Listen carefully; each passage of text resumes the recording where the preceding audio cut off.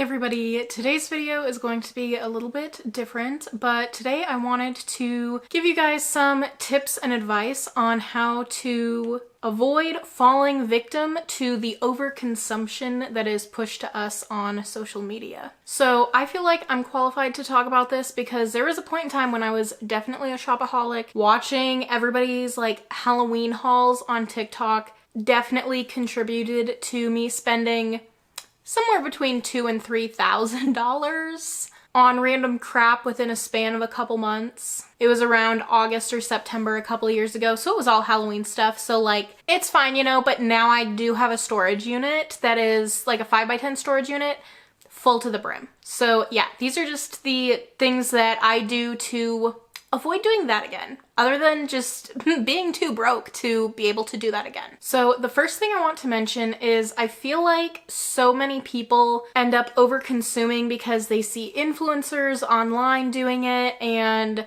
I don't know if it's like some sort of jealousy, envy, or just, you know, you see this stuff pushed to you all the time, so you want to do it. But the thing I want to tell you is to remember that even a lot of these influencers don't actually live that lifestyle. All of these huge hauls you see on TikTok, I would venture to guess a lot of that stuff people either get for free or they buy it, do a haul, then return everything just so that, you know, they use those items for that content. Once they're done filming the content, back to the store it goes. Or like last week, I believe her name was Marlena Velez. She did like a shop with me at Target where she got like $500 worth of product.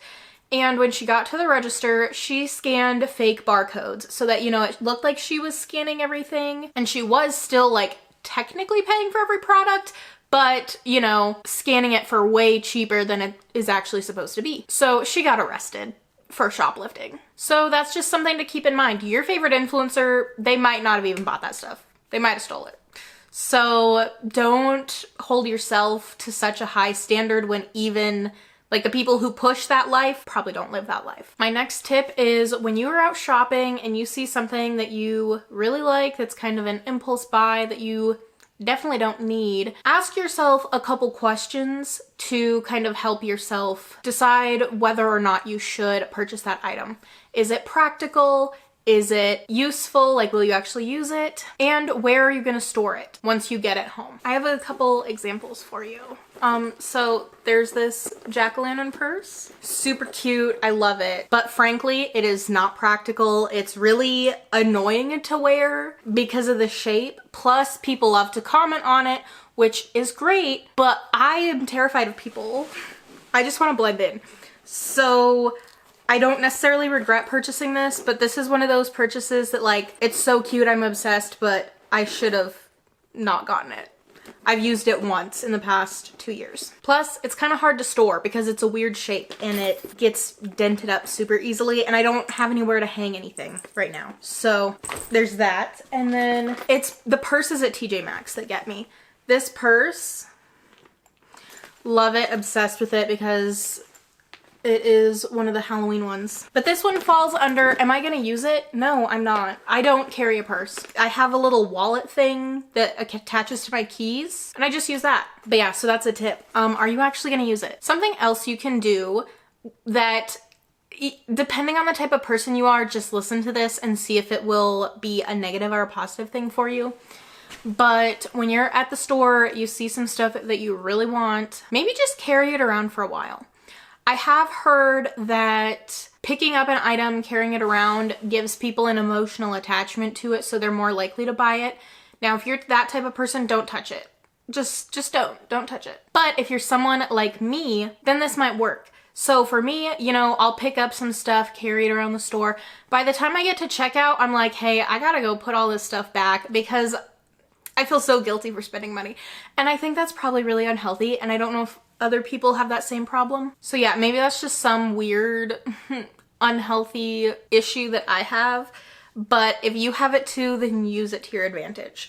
The entire time you're shopping, just really think, do I need all this random junk that I don't actually need? That's what I do every time I go to Marshall's, because Marshall's, TJ Maxx, Home Goods, Ross, those types of stores are literally the worst when it comes to impulse buying, because you know that if you don't buy it right now, they're not gonna have it next time.